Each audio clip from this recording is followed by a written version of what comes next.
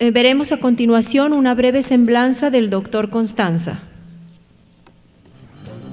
Robert Costanza, director del Instituto GONT de Ecología Económica de la Universidad de Vermont y presidente de la Sociedad Internacional para la Salud de los Ecosistemas. Hasta agosto del 2002 fue director del Instituto de Economía Ecológica de la Universidad de Maryland. Fue cofundador y presidente de la Sociedad Internacional de Economía Ecológica, así como profesor del Centro de Ciencia Ambiental de Solomons y del Departamento de Biología de College Park, y editor en jefe del Journal of Ecological Economics desde sus inicios. Actualmente colabora en el comité editorial de otras 8 publicaciones científicas. Doctorado en Sistemas Ecológicos y Economía por la Universidad de Florida y con maestría en Arquitectura y Planeación Urbana y Regional. Su investigación se centra en la interfase entre los sistemas económicos y ecológicos, particularmente en periodos de tiempo y espacio prolongados. Ha realizado investigación sobre flujos de materia y energía a través de los sistemas económicos y ecológicos, valoración de los servicios ecosistémicos, biodiversidad y capital natural. Es autor o coautor de más de 300 publicaciones científicas y 17 libros, incluyendo Economía Ecológica, reintegrando el estudio de los seres humanos y la naturaleza, El valor de los servicios de los ecosistemas y el capital natural, y Políticas locales y sustentabilidad global. Sus trabajos han sido citados en más de 1.700 artículos científicos desde 1987. Más de 65 entrevistas y reportajes sobre su trabajo han aparecido en diversos medios de comunicación, incluyendo Newsweek, US News and World Report, The Economist, New York Times, Science, Nature, National Geographic y National Public Radio. Recibió el reconocido Premio al Mérito de la Sociedad para la Conservación Biológica, el Kenneth Building Memorial Award, por sus destacadas contribuciones en el ámbito de la economía ecológica y doctorado honorario en Ciencias Naturales de la Universidad de Estocolmo.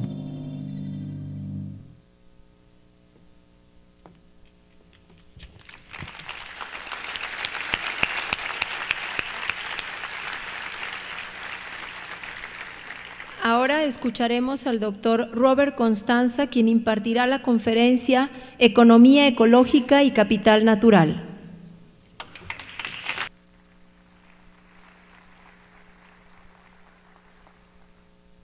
Thank you all very much. Is this one on?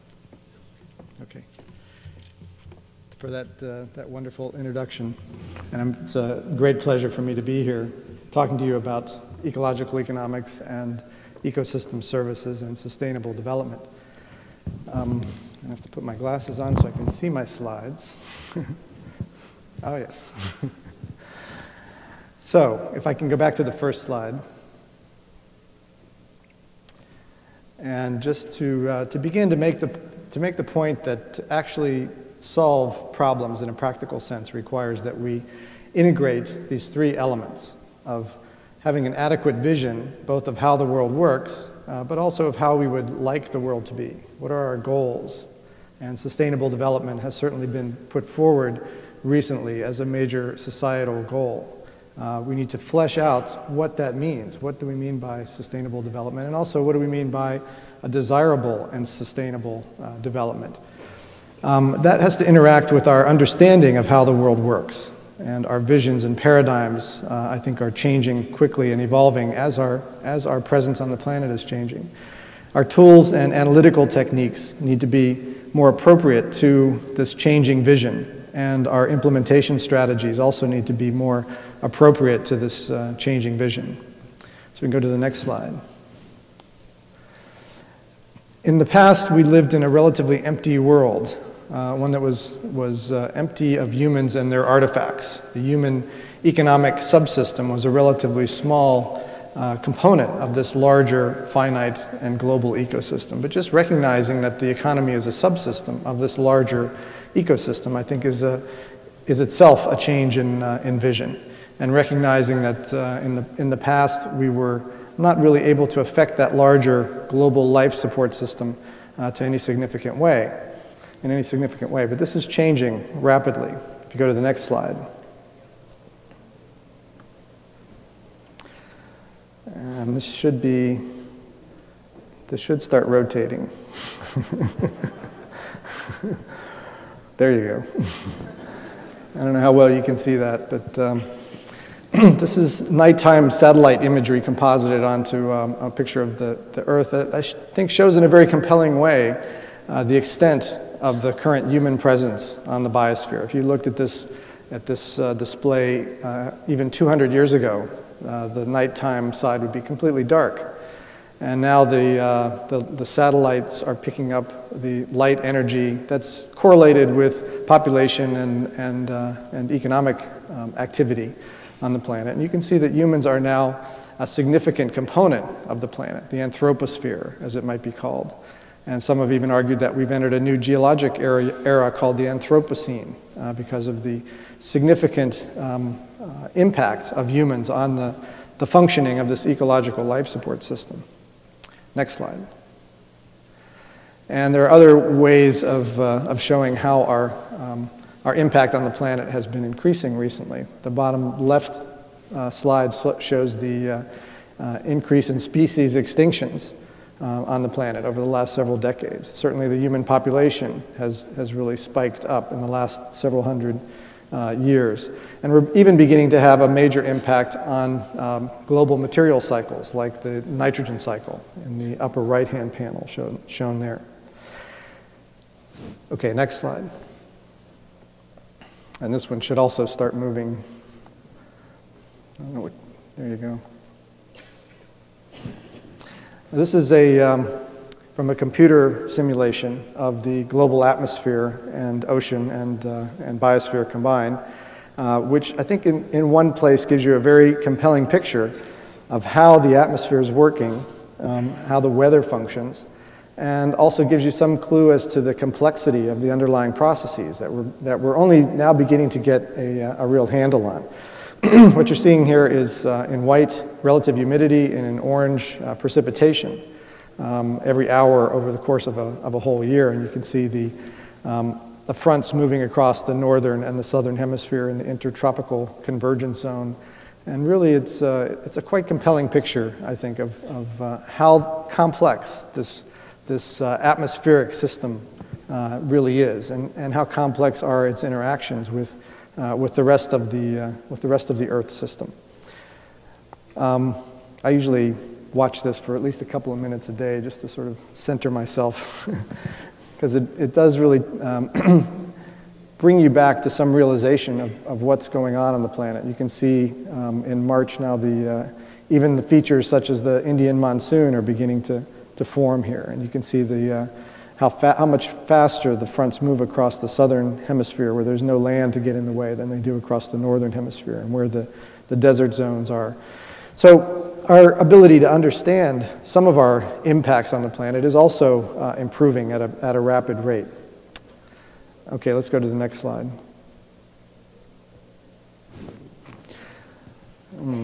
This one doesn't show up too well, but I think you can get the basic idea. This is the latest synthesis from the IPCC, the Intergovernmental Panel on Climate Change, showing a historical climate record back 1,000 years from ice core data, combined with the historical record, the last 100 years that you see there, until the arrow pointing to now, and then projections from that of various climate models and various scenarios into the future. And I think this also gives a very compelling picture of what our situation is. We've lived in a world that had a relatively stable climate for the last 1,000 years. In the last 100 years, our activities have begun to change that climate, and the projections into the future, regardless of assumptions, show that change in the future will also become more rapid. Okay, next slide. This is having severe economic impacts already. This slide shows the weather-related economic damages and how they've increased over the last several decades, and that a major component of those damages are not insured, the blue part of the graph there. So, next slide.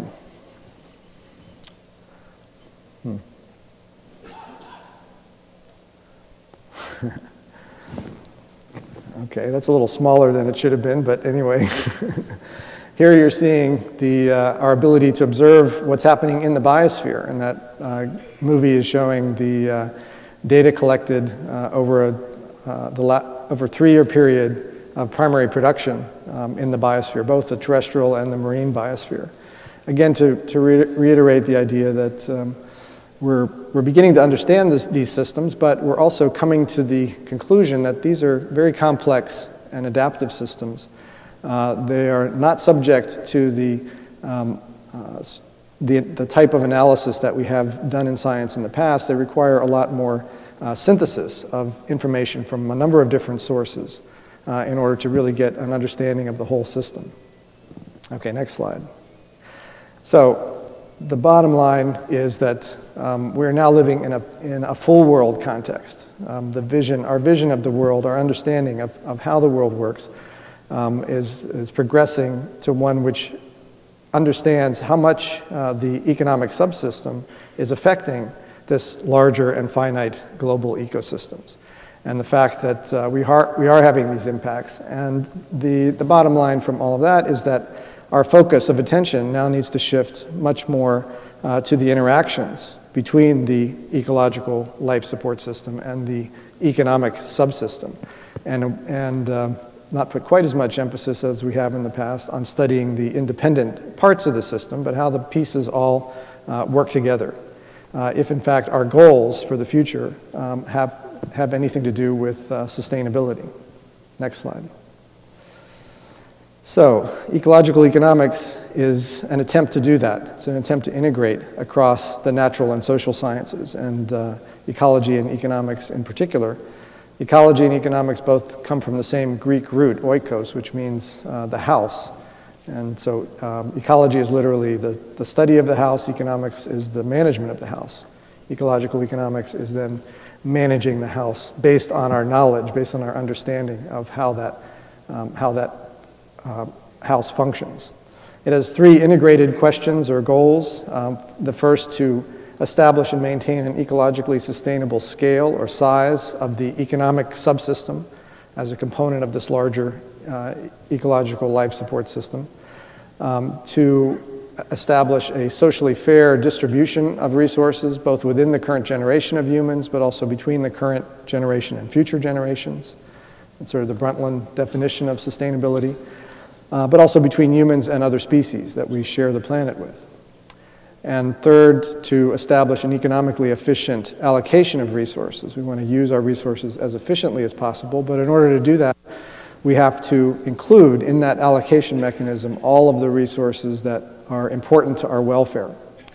And currently the market system, the market allocation system, leaves out many of those important resources, and particularly the functions of ecosystems and natural capital. So because of that omission, we don't have a very efficient allocation mechanism. We certainly don't have a socially fair distribution of resources, and we can argue about whether what we're doing is ecologically sustainable. But all 3 of those questions or goals need to be addressed in an integrated fashion.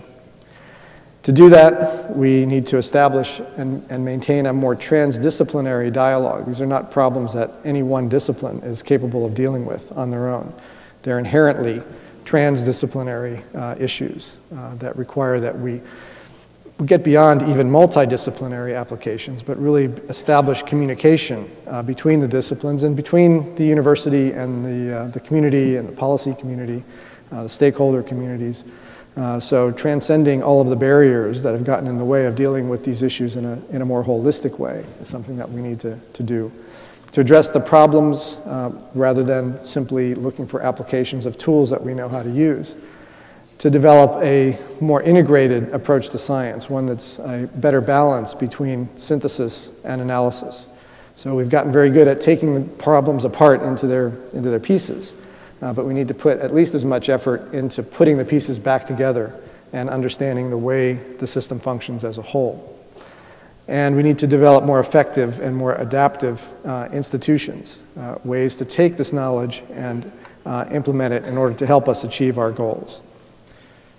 Okay, next slide. Okay, I hope you can read all of this. This is sort of getting back to the vision idea and how we understand the way the world works. This is sort of the empty world vision of the economy. You can see the major factors of production: land, labor, and capital. And land is presumed to be, and natural resources are presumed to be not really important because there's the assumption of perfect substitutability between these factors. If you run out of land or natural resources, you can always substitute labor or manufactured capital for that resource and keep the economic process going, producing goods and services, marketed goods and services, which are then either consumed or reinvested in building more capital so you can consume more in the next period. Individual utility or welfare is conceived to be largely a function of the consumption of those goods and services. So more is always better. And property rights are assumed to be relatively simplistic, either private or public ownership of those resources and the means of production. So you can see from the point of view of this vision of the world, this empty world vision, there's nothing really constraining the economy from growing indefinitely in a material sense. And the goals for the future have mostly to do with more consumption of more goods and services. Okay, next slide. Okay, this is the full world model of the system, which gets a little more complicated, as you can see. But I think the basic features of the empty world model are still there. Thank you.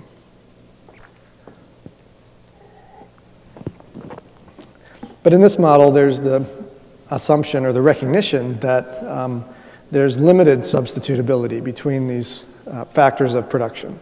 So that natural capital, renamed from land, just to emphasize the fact that natural capital is an active participant in the economic process and not just a passive source of raw materials and sink for waste.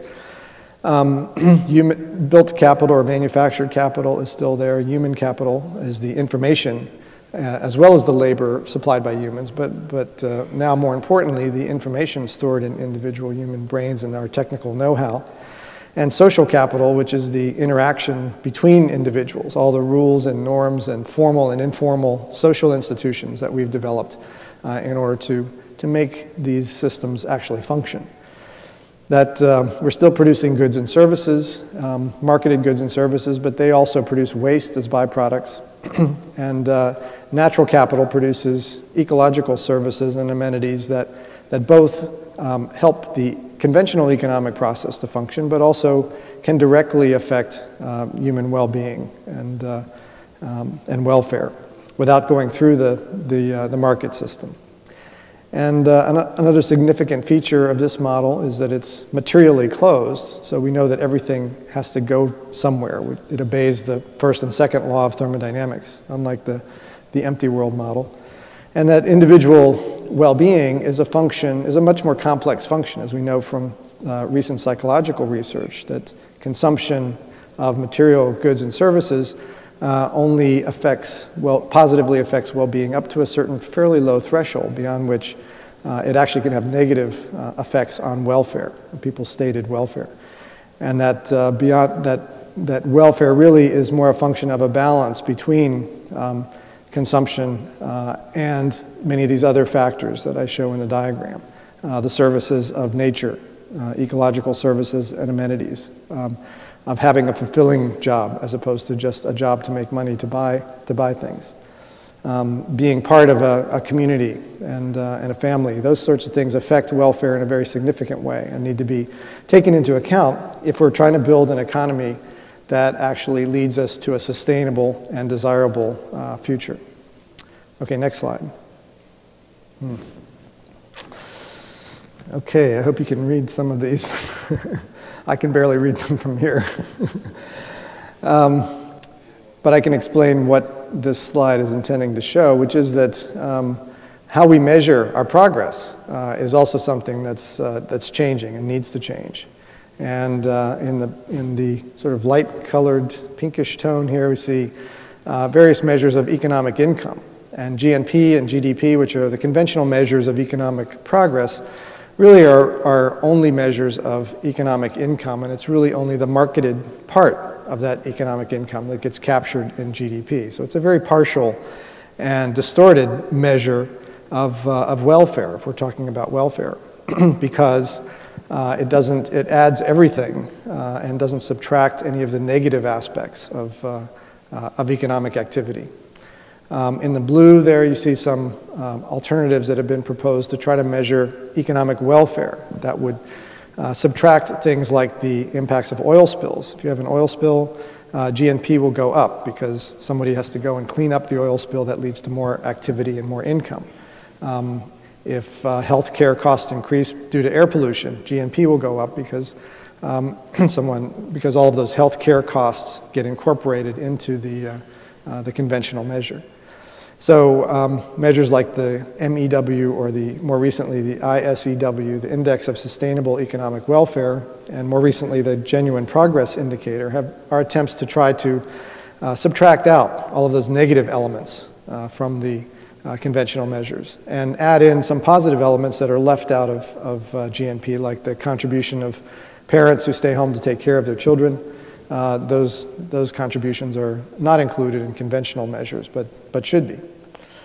But finally, what we really may be after is something more approaching what I'm calling here human welfare, which starts with basic human needs and tries to assess the amount of consumption that's required to meet those human needs, and that the goal of an efficient economy from that point of view would be to meet those human needs with as little consumption as possible, rather than equating consumption with welfare as the conventional measures do. Okay, next slide. So it's been well recognized that GDP is not a very effective measure of welfare for a long time, as the quote at the top from Robert Kennedy indicates. It's only measuring activity and not welfare. The alternatives, this ISEW or GPI, are better approximations since they adjust for things like income distribution and acknowledge that if you're talking about welfare, then an additional dollar's worth of income to a poor person is going to produce more welfare than another additional dollar's worth of income for a rich person.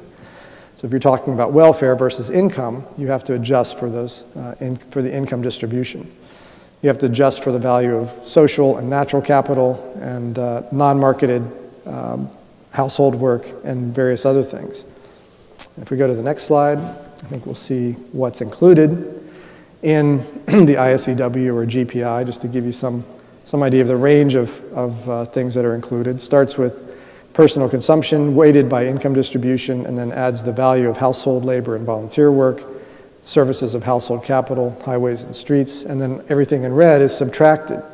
The cost of crime, the cost of family breakdown, the loss of leisure time, the cost of underemployment, and down through the costs of the loss of various environmental services, like water pollution, air pollution, noise pollution, loss of wetlands and farmlands, depletion of non-renewable resources, and long-term environmental damage.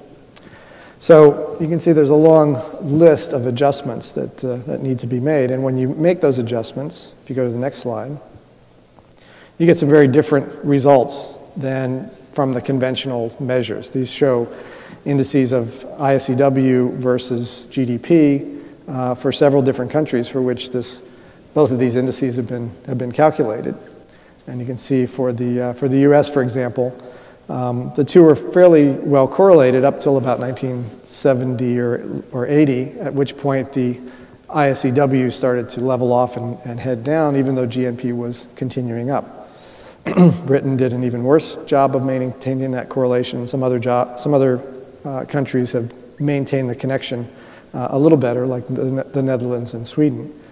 And this measure hasn't been done for very many developing countries. The only one I know of is Chile, which is there on the right, and it shows some of the ups and downs of their economy in both measures. But certainly the lower amount of increase in the ISEW than in GNP in recent times. Next slide. Okay. Well, a big part of that is the contribution of ecosystem services and functions. A big component of our welfare is coming from these services, and that's what's leading to some of the distinctions between ISEW and GDP. And this is a list of the services that we used in a synthesis study a number of years ago, with services ranging from very global level services like atmospheric regulation, climate regulation, to more regional services like water supply, water regulation, soil formation and erosion control, to more local level services like biological refugia, and things that are more directly connected with individuals like food production and raw materials, and recreation and cultural amenities. These are all services that derive from the underlying functions of ecosystems, and they all support human welfare either directly or indirectly, some more indirectly than others. Next slide.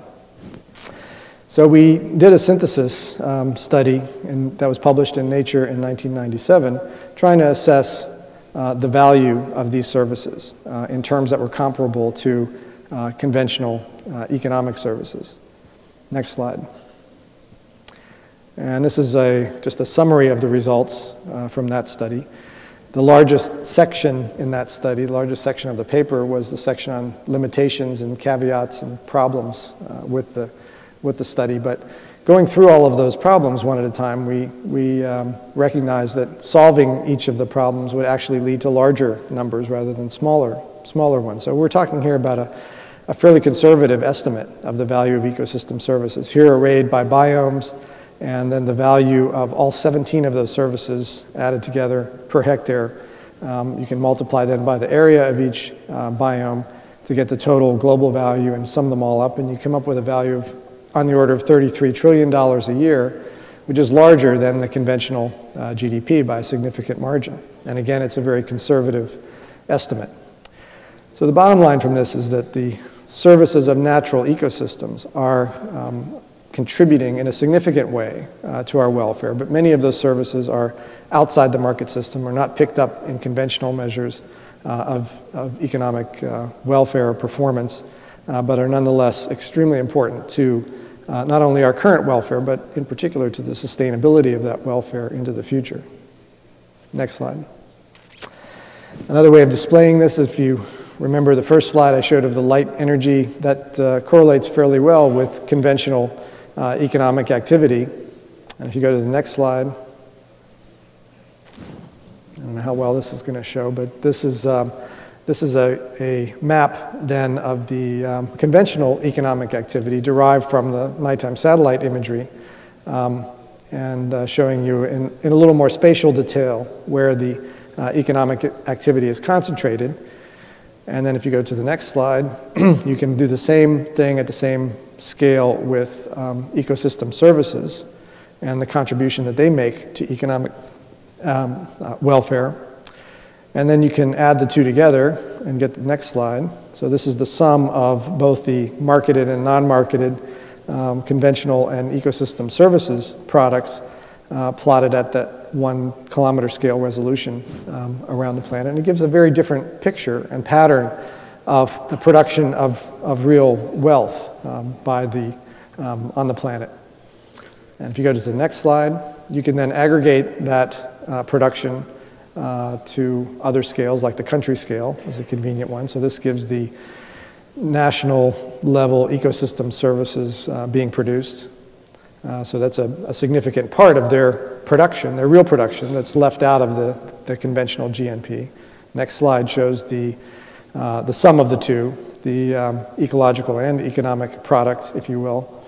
And the next slide shows the sum of the two per capita. So whereas the production of the subtotal of economic and ecological production per person, the highest, and here you see that Western Europe, the US, Mexico are not at the top of the list anymore, that are countries that are producing both a significant amount of economic activity and also supplying a lot of ecosystem services are the ones that show up being higher in this way of looking at it. Okay, next slide. So these have all been static pictures of what's been happening on the planet, and to really begin to understand these complex systems in an integrated way requires that we do more dynamic modeling of what's been going on in the combined systems. This sort of integrated modeling, I think, has several characteristics that are quite unique. First, that it can and should be used more as a consensus building tool in a more open and participatory process, and not purely as an analytical technique. So it's possible to bring stakeholders together and have them build the abstract representations of these complex systems that eventually become models, and use that process to actually build a shared understanding of these complex systems. Because often we develop models in isolation as scientists, particularly in disciplinary isolation, and present those models to the policy community, and then have a hard time getting them to understand why the models are the way they are and how they function. So it's much more effective to bring the stakeholders into the process from the beginning, so that the models become more community representations of the community understanding. These models need to be multiple scales, all the way from the landscape up to the globe, because it's impossible to understand these complex systems at one particular scale. You need to look at many different scales. And you have to, as I said, acknowledge uncertainty and the limits of predictability of these complex systems.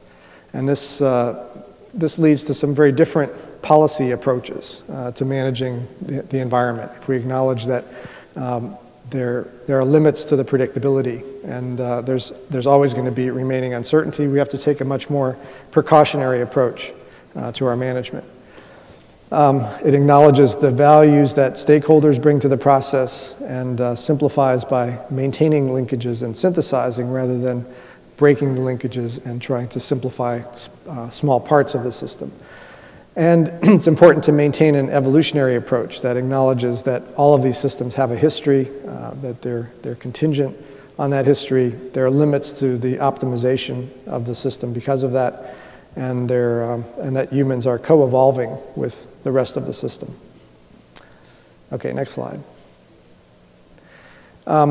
We need to build, as I said, build these models across multiple scales, both in terms of the spatial extent, and here I've shown a group of models that I've been involved in working on, all that range from individual modules like hydrology or the nutrients or the plant dynamics, through small site patches, through small watersheds and large watersheds, all the way up to the global scale. And on the other axis, we see the extent of the system. Are we dealing with the natural, the built, the human, and the social capital in an integrated way? And there are models now that do integrate across all of these scales, both in terms of the spatial extent and the system extent. And we need to understand the full range and integrate our understanding across all of these different scales. Next slide. This is one example, and I'm sure you can't see very much of the writing there, but hopefully you can see the website of an example of this approach that we've been working on in the Everglades for a number of years, trying to understand the complex landscape dynamics in that system and how it interacts with the consumption of water and other resources, how the landscape has changed over time and what causes that change, and what sort of projections into the future can we make based on various scenarios about the policy decisions that are going to be made. Next slide shows another example in the Patuxent River watershed in Maryland and the Gwynns Falls watershed in Baltimore, comparing a more urban watershed with a more urbanizing suburban watershed that tries to understand the impacts of land use change on the behavior of the system and the production of ecosystem services. And again, results in interaction with stakeholders to develop a series of scenarios into the future to look at the impacts of their various policy options and options to control the pattern of land use change in the future. And if you'd like to see more details about those, you could go to the websites, and there's a complete description of the models and some of their results.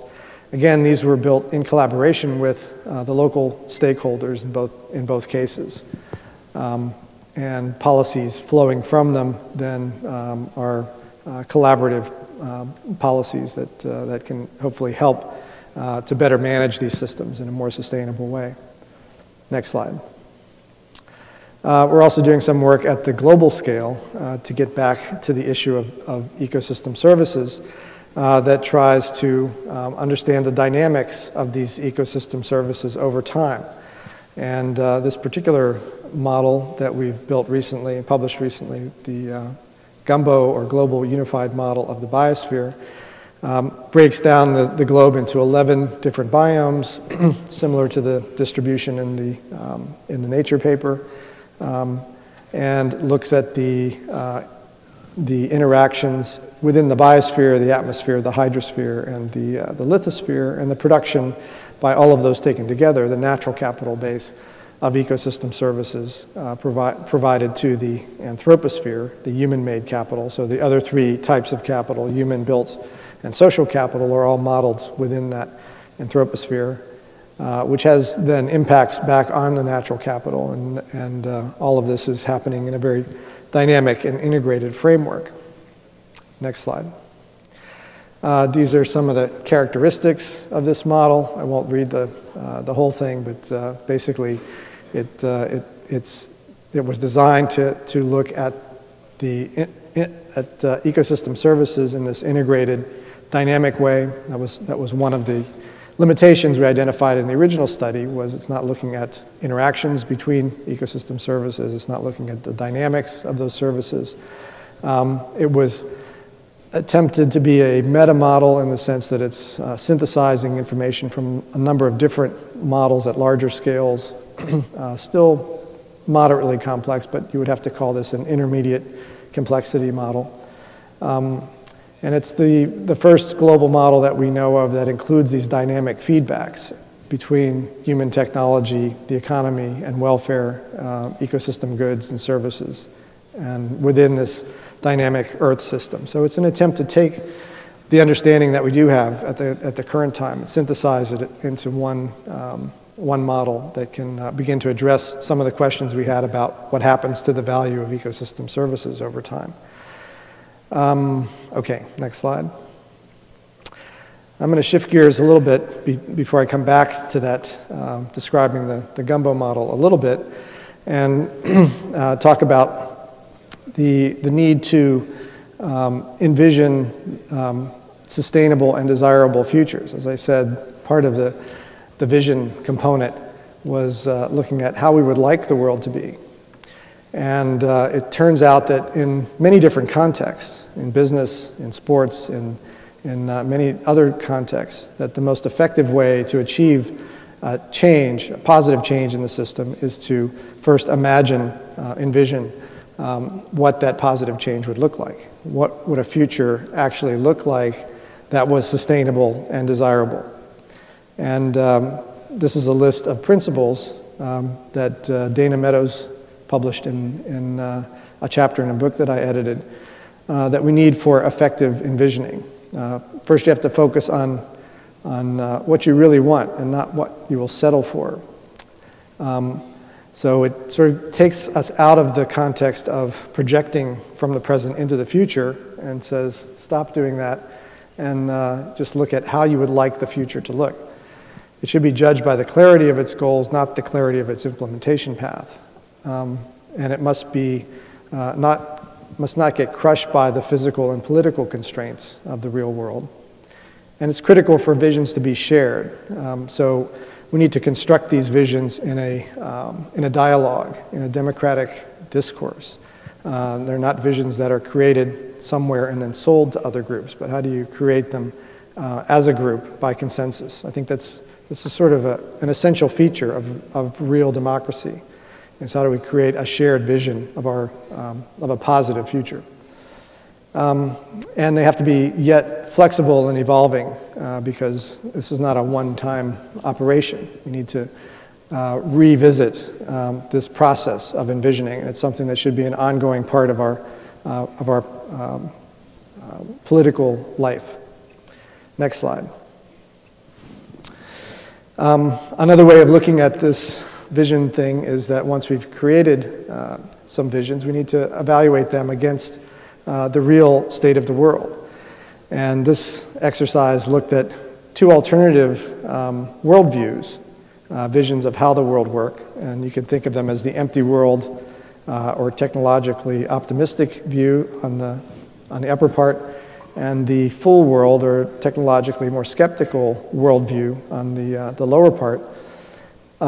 They both involve a certain set of assumptions. I think the optimistic view assumes that there are no resource limitations, that technology will solve any limitations and any problems that might arise into the future. And the more skeptical view says that there are resource limits ultimately.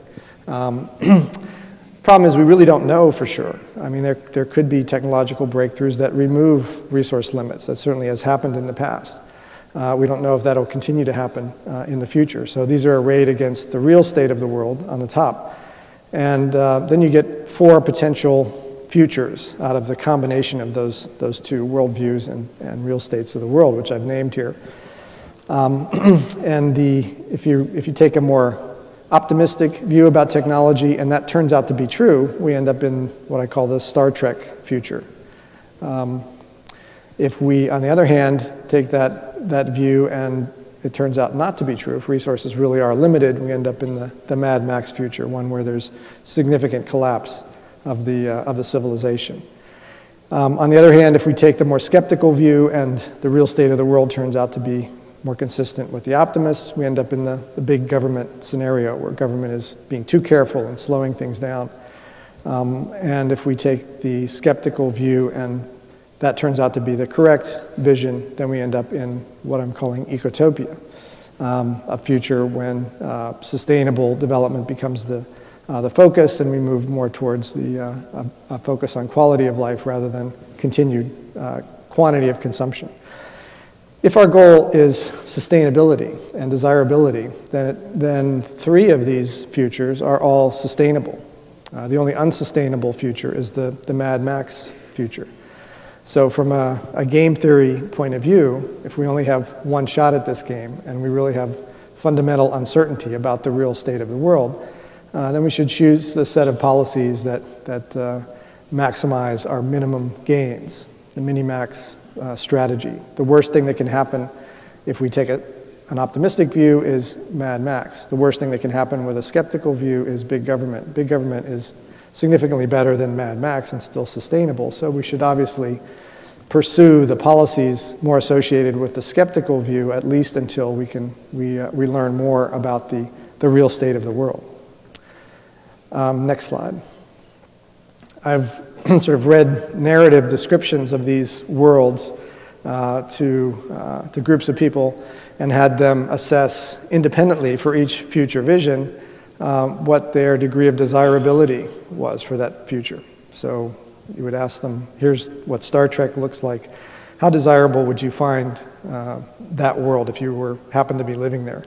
And this is the distribution of results you get. So you can see that Mad Max is the place that we don't want to go. The other three scenarios are better or worse by some degree, but are all desirable to some extent and sustainable. But it turns out that ecotopia ended up being the most desirable of these potential futures. Next slide. We've done some additional work along these lines in trying to get groups together. In this case, we had a group of about 40 individuals from very diverse backgrounds to envision a sustainable and desirable future, to flesh out the ecotopia vision, if you will. And they came up with quite a bit of consensus in terms of what they saw as part of this sustainable and desirable future, many of the things that I've already talked about. but there's a change in the worldview and the basic vision of how we think the world works, to recognize that humans are a part of nature, that the goal is not necessarily continuous growth of material consumption, but a focus more on quality of life rather than simply consumption of goods and services. So quality rather than quantity becomes the focus. That natural capital needs to be protected because of its essential life support functions, and its depletion could be heavily taxed. That the built capital then needs to run on renewable energy and natural capital, and not get away from our reliance on non-renewable fossil fuels. Again, emphasizing quality rather than quantity in the built capital with small communities, both within and outside large cities, to emphasize the social capital component, because that's a primary source of productivity and well-being and a form of strong democracy.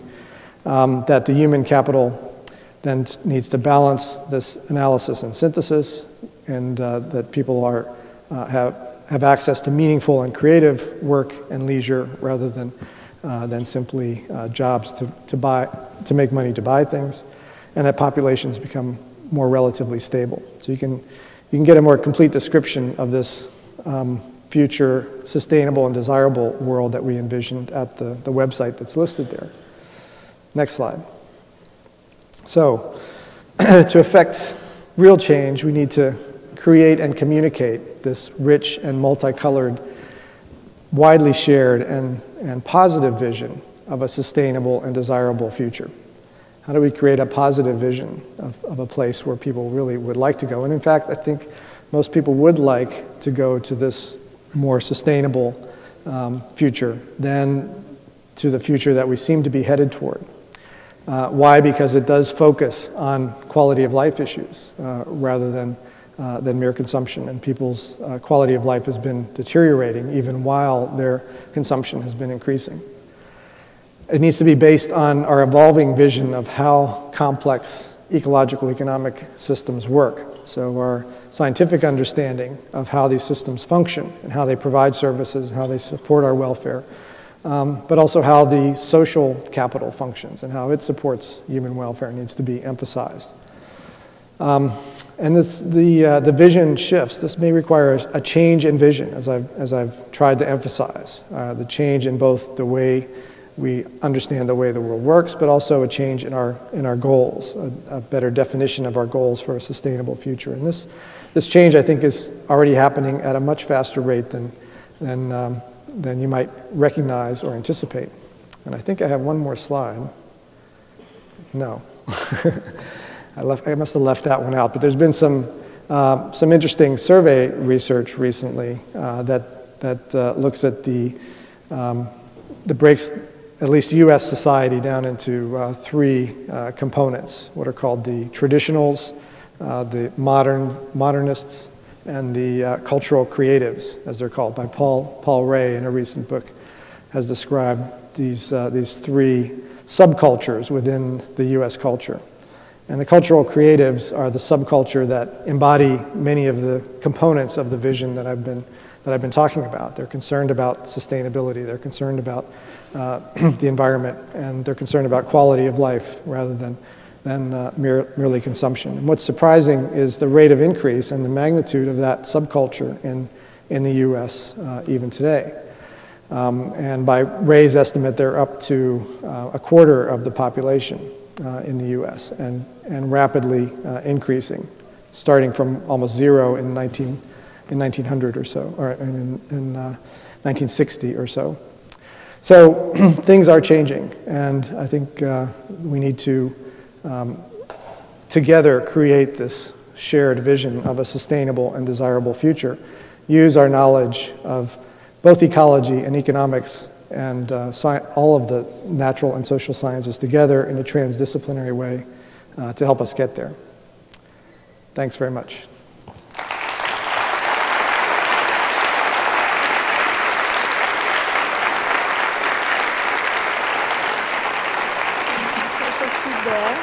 We're gonna wait for the questions. Okay, thanks.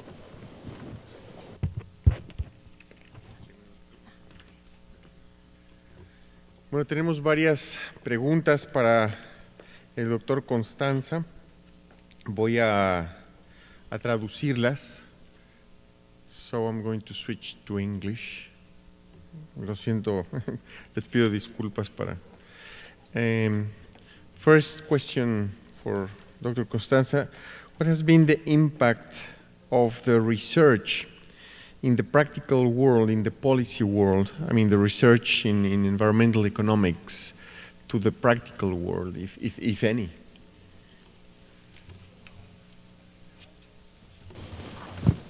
No. I need one of these. Okay.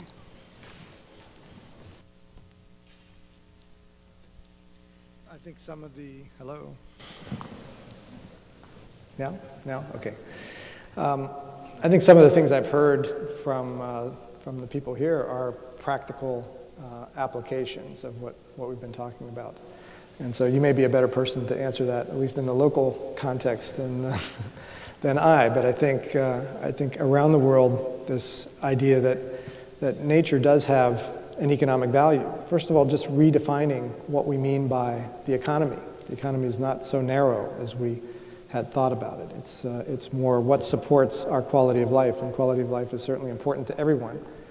And once you've sort of gotten outside of that box, then I think you can say that it's had a significant impact on how we manage the economy. I could go through a list of individual things that have happened, but again, you might be better to mention just a few of the local things that you've already told me about. Sí, ciertamente creo que un ejemplo muy bueno en nuestro país es cómo se está empezando a incluir el pensamiento de servicios ambientales en la economía local de algunos municipios y esperamos que pronto en algunos estados de la República, que es algo que tiene realmente 3 o 4 años de que la teoría pasó a ponerse en práctica. Aquí tengo otra pregunta. What would be the difference between the gumbo model and the Club of Rome type of modeling that was popular several years ago? Well, I think they share an emphasis on trying to integrate at the global scale many things that are going on. Obviously, we've come a long way since the original Club of Rome model was constructed. And so we have a much better idea of how both the ecological and the economic parts of the system function.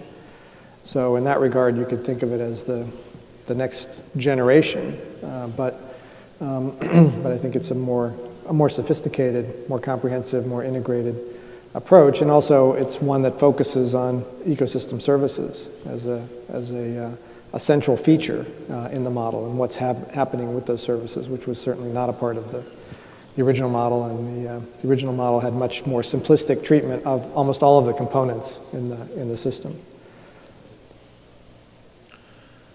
How can governments and companies get information and support to develop sustainable economic systems? I can give you one example there. I'm involved with a company out of England called True Cost, which is trying to assess for companies their external environmental costs. We're helping them with some of the modeling that goes behind that. But at the company level, they're saying here are the external environmental costs associated with your company's operations. That information can then be used by the company to help them reduce those external environmental costs, but it also can be used to compare companies from one to the other. So it can be used by investment firms, for example, that are looking for environmentally and socially friendly investments, and there are many investment firms that are doing that these days, and they can use it to rank the companies with a little more quantitative backing than has been the case with some of the other investment ranking systems. There are other alternatives, but they're not really based on this quantification of external environmental costs. So that would be one example. I could say others. Es una muy buena pregunta y realmente es esencial que se establezcan los sistemas de información y de simplemente de cultura para que gobiernos y compañías sean capaces de asumir o por lo menos de familiarizarse con este tipo de visiones. I have another quite interesting question here. Why are indices such as ICU not in geography books and atlases already? When are we going to see those new visions printed and made popular? It's not your fault. I'm doing the best I can. Yeah.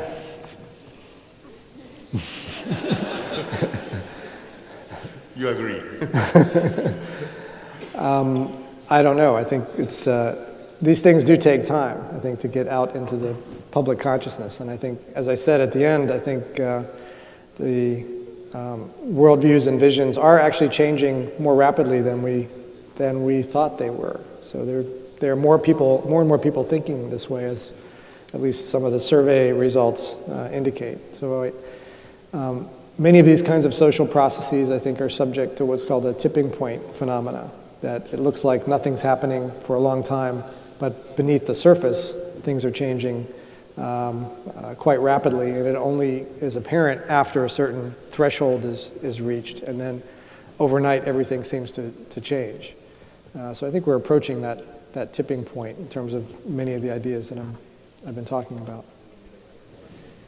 Can you give us an example of a country which would be the most successful case of valuation of environmental services and why? So, could you say that question? Country.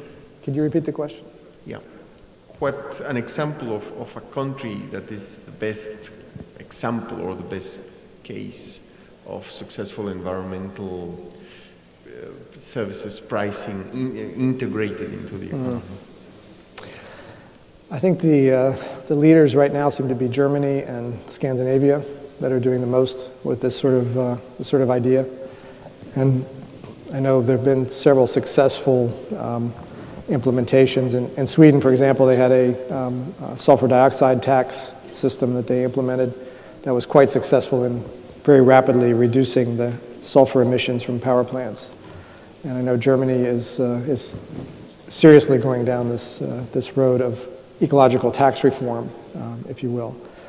And I think in general that could be a very successful overarching way to implement some of these ideas. The idea there is that the tax system should be reformed to shift the taxes towards the depletion of ecological services and natural capital and away from, which are bad things, and away from good things like labor and income, and that sort of shift would send the right sort of incentives throughout the economic system, that the prices of all goods and services that were highly depleting of ecosystem services would then rise relative to ones that were not, and you'd get a fairly rapid movement towards goods and services and production technologies and major shifts in the economy towards a much more sustainable kind of production.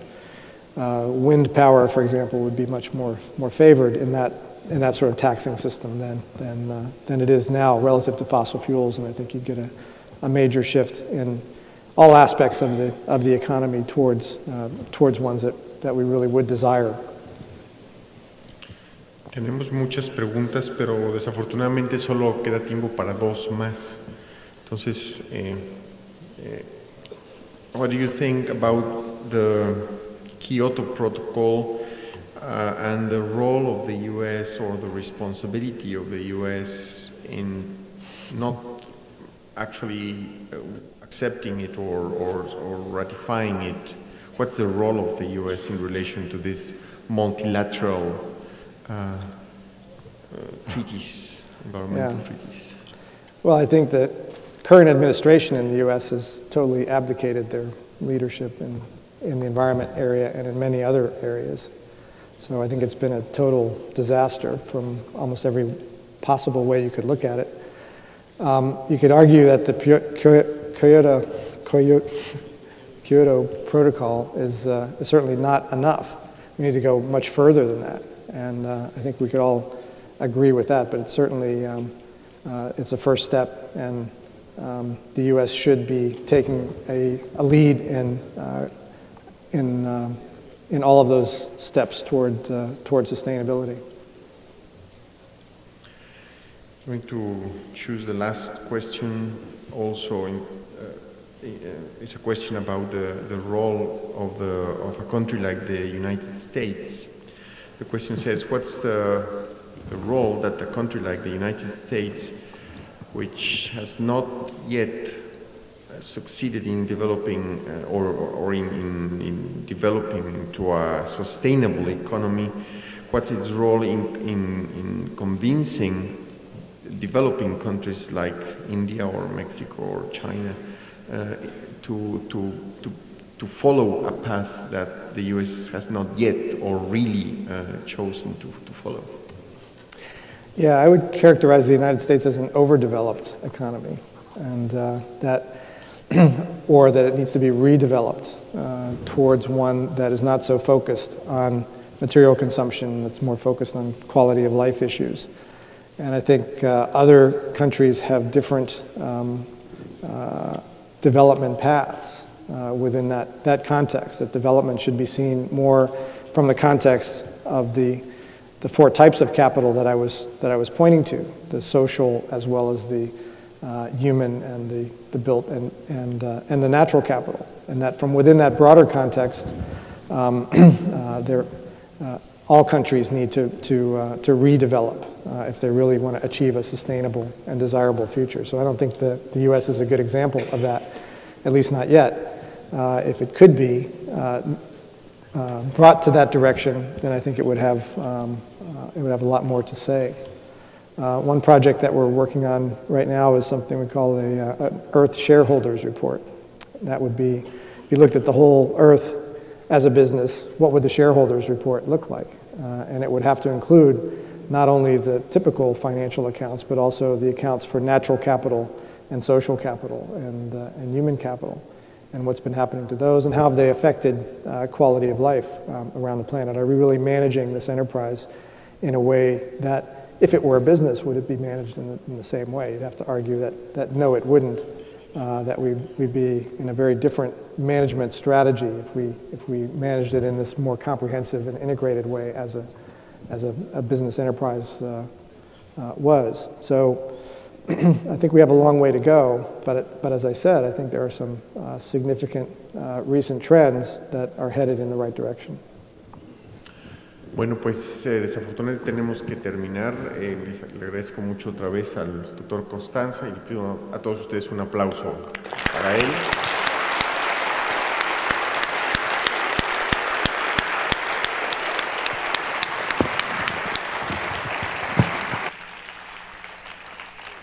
Y le vamos a entregar su reconocimiento, por favor, Neni.